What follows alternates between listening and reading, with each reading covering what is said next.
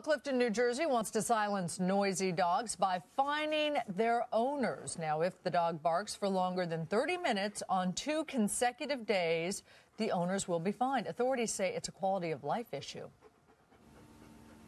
This is specific to dogs, and we think this would be an added tool that we can use. It's for problematic areas. It's not something that's universal in the community. They let the dogs run at will throughout the property. They come and go as they please. And the problem is when they hear people coming up the walk or they hear some noise in the yard, they respond.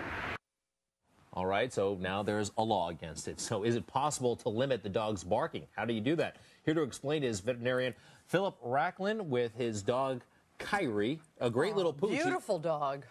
Why do dogs bark? First of all, we understand they got a big problem with it in New Jersey, but why are dogs barking? We kind of think we know the answer, but technically, why are they barking?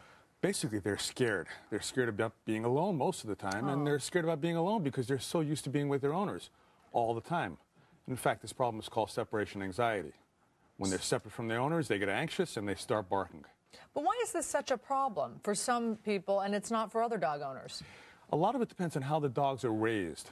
Very often, when people get a new dog, they spend all their time with the dog. Yeah. I mean all their time.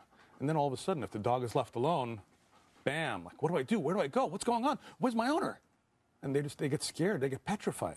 I took care of a friend's dog for a weekend. My friend Eliza had a dog with separation anxiety. I had the dog for the weekend. My neighbors called the police 3 times. Because of the barking? No, they thought I was torturing the dog. The dog was howling and wailing. And when I got home, he had dug a hole through the wall. Okay, Dr. Racklin, how can we accustom this dog to our absence? And you mentioned something interesting. Can we possibly spend too much time with the dog at first? Yeah. Yes.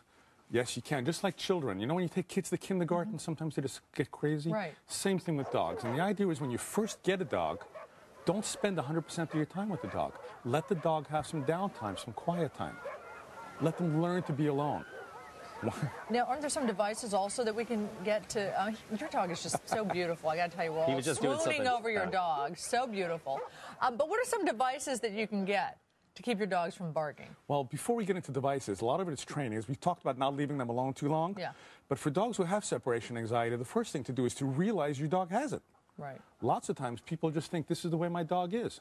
So first you have to recognize the problem.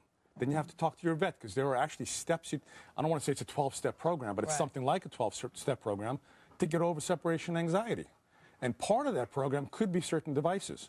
In fact, they make something called a citronella collar, which dogs can wear around their neck, and it's got a little box.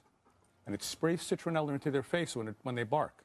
It doesn't hurt them. Right. It's not toxic. It doesn't even sting them, but it surprises them. Now, if you stop a dog from barking when you're absent, that doesn't mean they're going to stop barking when the mailman comes or when an intruder comes, because a lot of us want a dog to bark. Because that's the point of having a dog. You want them to protect your house as well as be a friend. Exactly. That's so natural for dogs. In fact, I question why this town in New Jersey is even passing this law. It sounds a little... They must have laws already against disturbing the peace or public nuisances. Yeah. So why against dogs? You know, politicians just generally don't like dogs. It's a war on dogs. We're going to give this one to John Gibson, the new war on dogs. There's a war on dogs. All right. Dr. Philip Racklin, great to see you. Thank you. And your beautiful dog, Kyrie. Thank you so much. And coming up, a brand new terror threat on a massive scale where terror officials say the risk is sky high. And a deadly winter